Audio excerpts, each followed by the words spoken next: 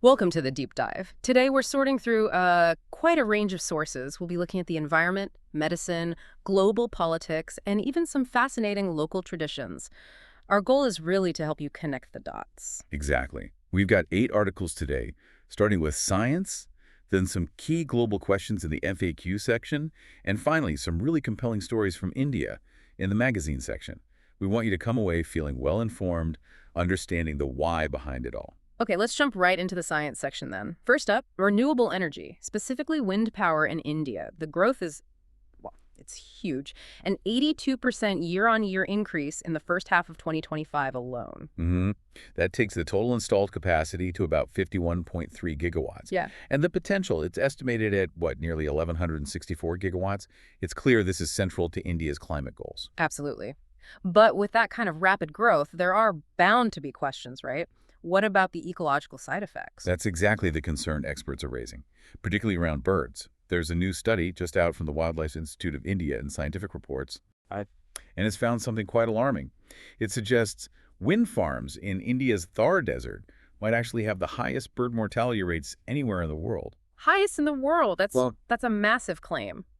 What did this study actually involve? How did they reach that conclusion? Well, they focused on a large area, about 3,000 square kilometers, in the Jaisalmer Desert in Rajasthan. It's home to around 900 wind turbines. And lots of birds, I imagine. Loads. 272 species, including the great Indian bustard, which is critically endangered.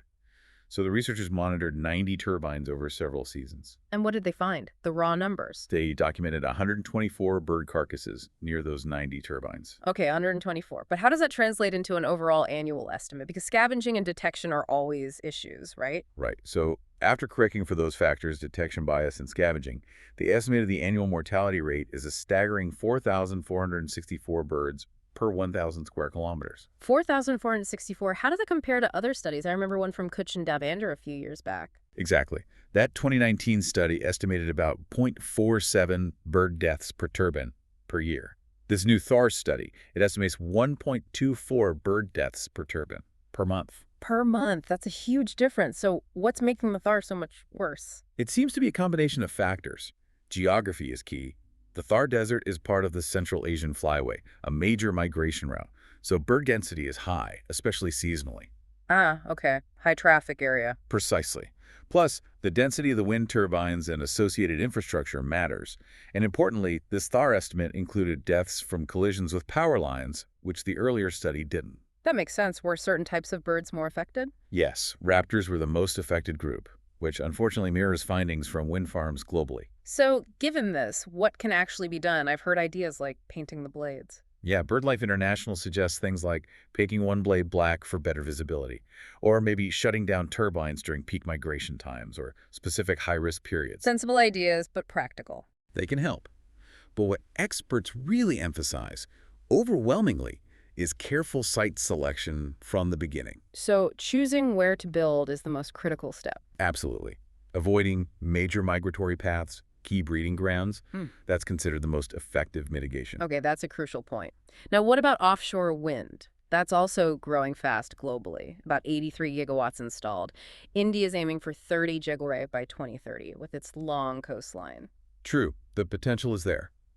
But there's surprisingly limited research on the environmental impacts offshore, especially in the Indian context. Really? You'd think that would be paramount. Well, India's offshore wind policy does mandate environmental impact assessments, unlike some other renewables. For example, a report for a proposed project in the Gulf of Kampad mentioned marine mammals like dolphins and sharks. And the concerns. Mostly around the construction phase, increased turbidity, underwater noise potentially disturbing marine life.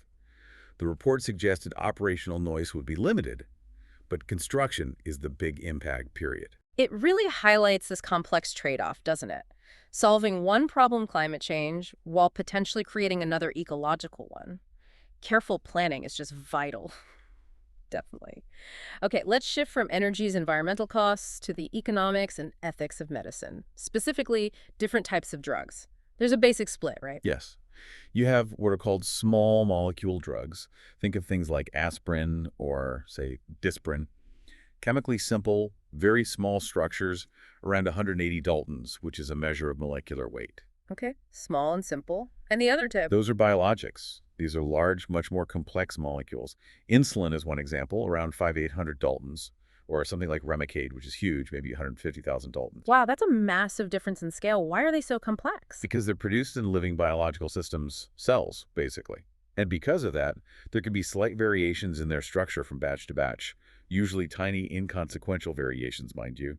Doesn't typically affect how they work or their safety. Right, unlike small molecules which have a fixed, identical structure every time. Exactly. And this complexity, combined with patent protection, creates what's called the no competitor problem. The original company patents a drug, charges high prices. Until the patent runs out. Then for small molecules, generics come in and prices drop dramatically. Like Sovaldi for Hep C went from, what, $84,000 down to $1,000 in the US because of Indian generics? Precisely. But for biologics, because these copies made by other companies aren't chemically identical due to those slight variations, they aren't called generics. They're called biosimilars. Biosimilars, okay. And that distinction matters. Hugely. It's led to a big debate about how much proof is needed to approve them. Currently, biosimilars require much more elaborate and therefore expensive testing compared to generics. So proving similarity is a higher bar and costlier than proving identity. That's the crux of it. But there's a global shift happening. Major regulators, US, UK, Europe, are looking to simplify the requirements for biosimilars. Why the change now? Mainly because modern analytical techniques are so much better now. We can characterize these complex molecules with incredible precision. So the UK has already dropped the need for animal trials for biosimilars. Interesting. And the US. The US plans to replace animal tests with more human-relevant methods, like organoids, tiny lab-grown organ models. And India. Well, India has a proposal to waive animal studies case by case. So the push is towards simplification. Yes, and the argument is strong for India to follow the UK and US more fully, potentially even simplifying the requirements for expensive human clinical trials too. And the bottom line for you, the listener, is pretty clear. Simplifying these tests means lower drug development costs. Which should lead to more competition, more biosimilar options on the market, and ultimately better access and affordability for potentially life-changing medications. All right, moving into our FAQ section, let's tackle a major diplomatic shift. Last week, the British Prime Minister, Keir Starmer, made a significant announcement regarding Palestinian statehood.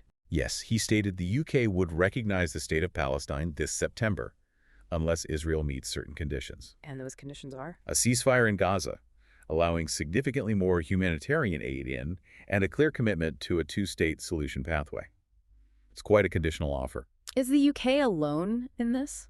Not entirely. It seems to be part of a wider trend. France, Canada, Portugal, they've all expressed similar intentions recently.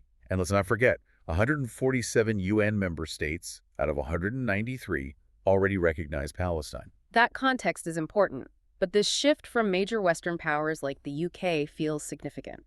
They traditionally held back, right? Saying recognition should only come at the end of a peace deal. Absolutely. It marks a departure. And think about the UN Security Council dynamics. Russia and China recognize Palestine. If France and the UK join them, the US, Israel's strongest backer, would be increasingly isolated on this issue. Plus the G7 influence. Right. Canada, France, UK are all G7. Their stance carries weight. To really get the significance, we probably need a little history. Britain's role here goes way back. It certainly does. The pivotal moment is often seen as the 1917 Balfour Declaration, issued by Sir Arthur Balfour to Lord Rothschild. In its core message. Essentially, that the British government viewed with favor the establishment in Palestine of a national home for the Jewish people. This was happening while Jewish migration to Palestine was already underway by 1917. Jews made up maybe 9% of the population. But after World War I, things got complicated for Britain. Conflicting promises. Very complicated. They had made promises supporting Arab independence, but also secretly agreed with France, the Sykes-Picot Agreement, to divide up the former Ottoman territories. Then came the British Mandate under the League of Nations. And during the Mandate, Jewish migration increased. It intensified, yes. And the Jewish community built up its own institutions. By the late 1930s, Britain itself concluded the Mandate wasn't working and started leaning towards partition. Leading up to 1948. Right. Britain told the UN it was ending the Mandate by May 1948. On May 14th, Israel declared statehood, the U.S. recognized it almost immediately, and the first Arab-Israeli war began. So fast forward to today.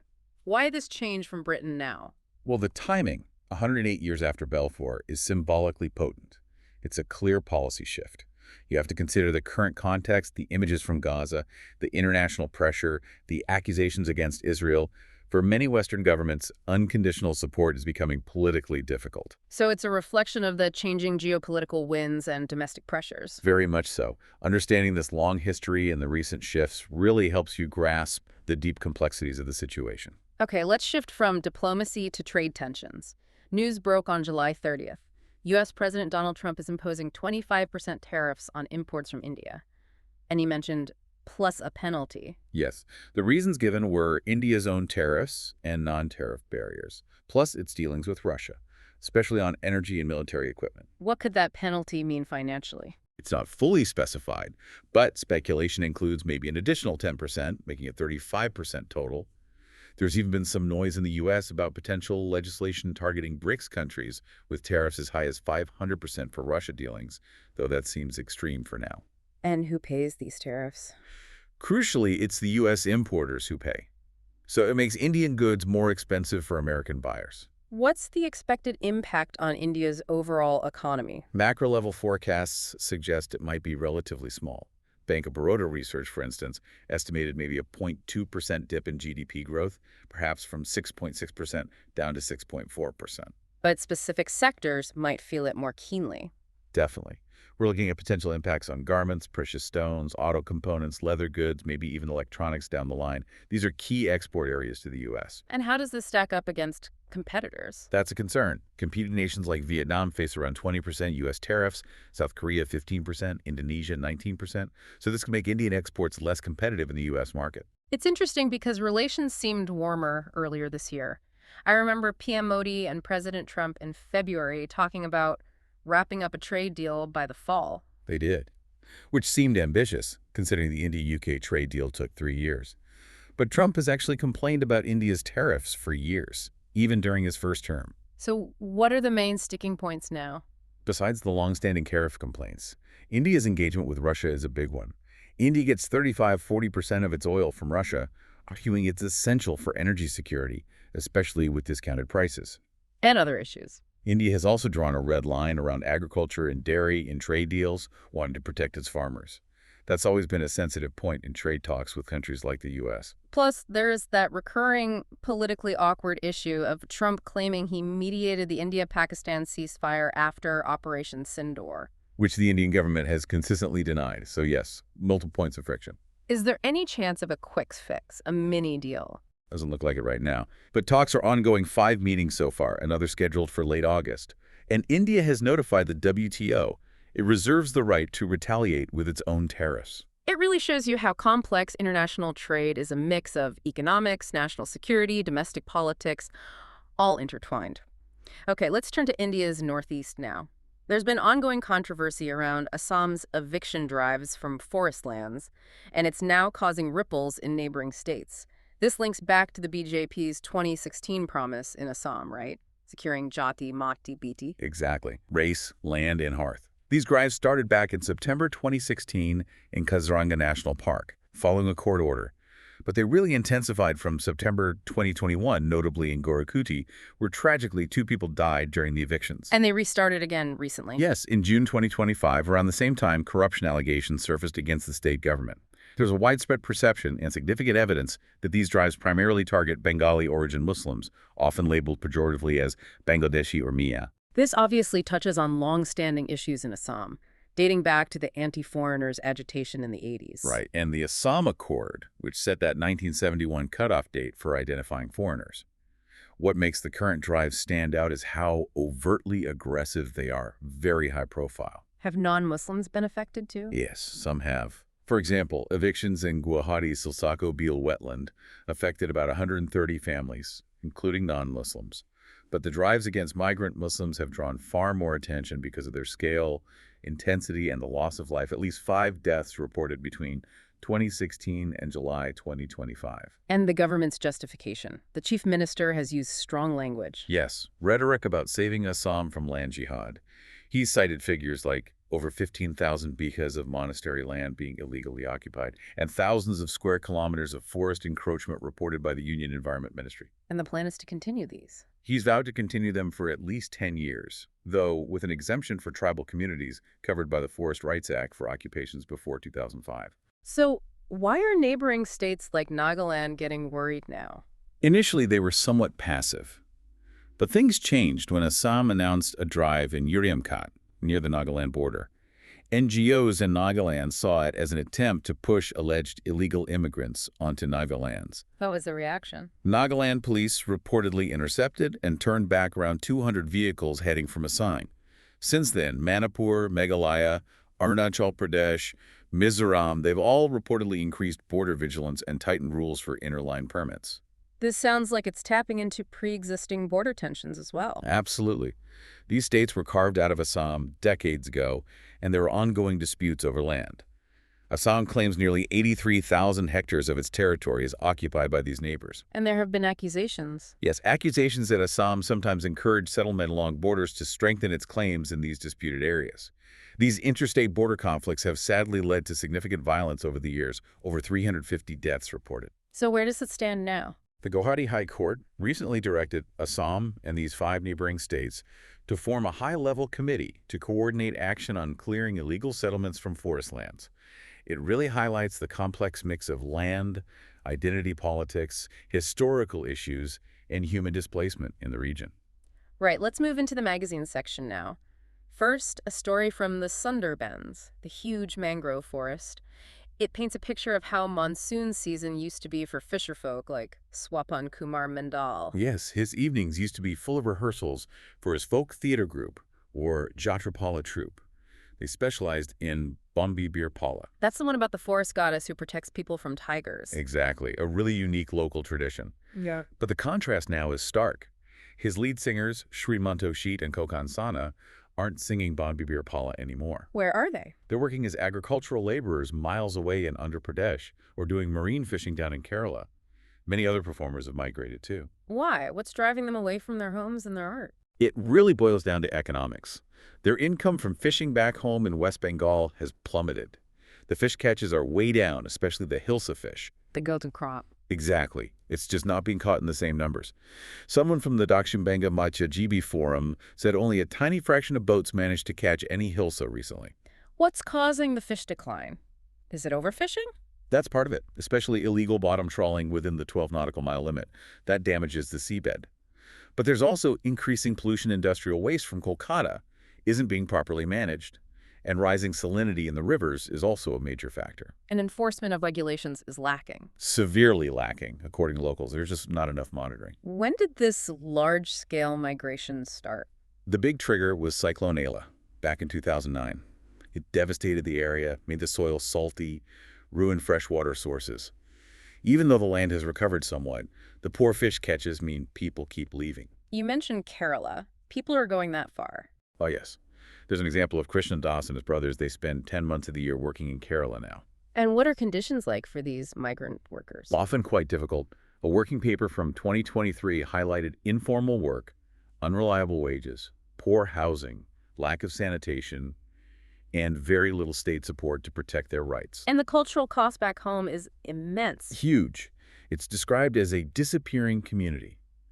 These folk arts, like Bombi Bir Pala, were kept alive by ordinary people, fishers, farmers, in their spare time. One local, Puranjan Mandal, said the number of Bombi Bir Pala troops in his area dropped from 20 to just 5. Are people trying to preserve these traditions? Yes, organizations like Banglanatak.com are doing documentation and promotion. They've even used the art form to raise awareness about human trafficking, because these migration-prone areas are often vulnerable. And it affects the younger generation, too. Definitely. Sanjoy Ganguly from Jana Sanskriti notes that teenage boys are migrating now. And even those who stay are often drawn to screens rather than traditional group activities, so community arts struggle to find new participants. Is it just Bombi Bir Pala or other forms, too? Other musical styles like Jari, Sari, Batiali are also affected. One Batiali singer mentioned his troupe lost 70% of its members to migration. Is there a sense of frustration about the causes? Yes, a definite blame game. Locals feel the government focuses too much on climate change and avoids talking about industrial pollution from Kolkata or the impact of things like the Farakka barrage on river flow.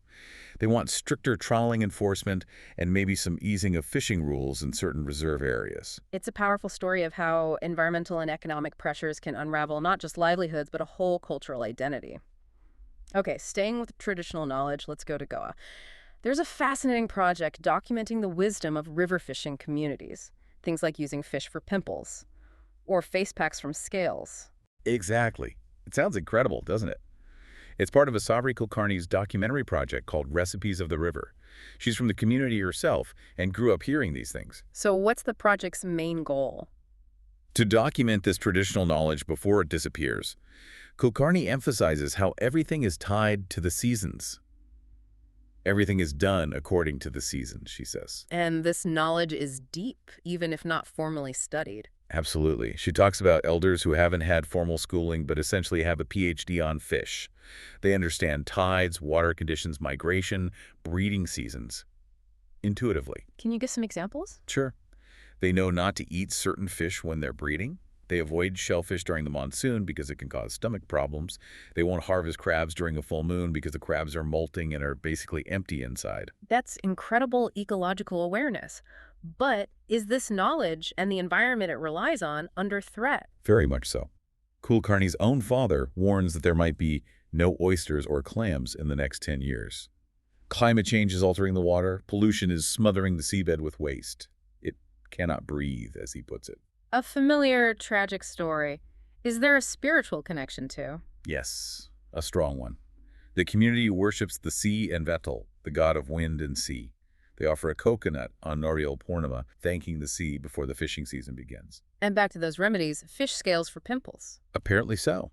There's a belief that the more scales on the fish, the healthier it is for you. Specific examples include using scales from the Zevto fish, a type of mullet for styes or pimples, and dried prawns are sometimes used as a traditional remedy for sprains. The project also involves food, right? Recipes of the river. Yes, Kulkarni holds sessions showcasing traditional dishes, things like fish mayonnaise, bitter gourd kismor, pumpkin and dried prawn bhaji, unique fish curries.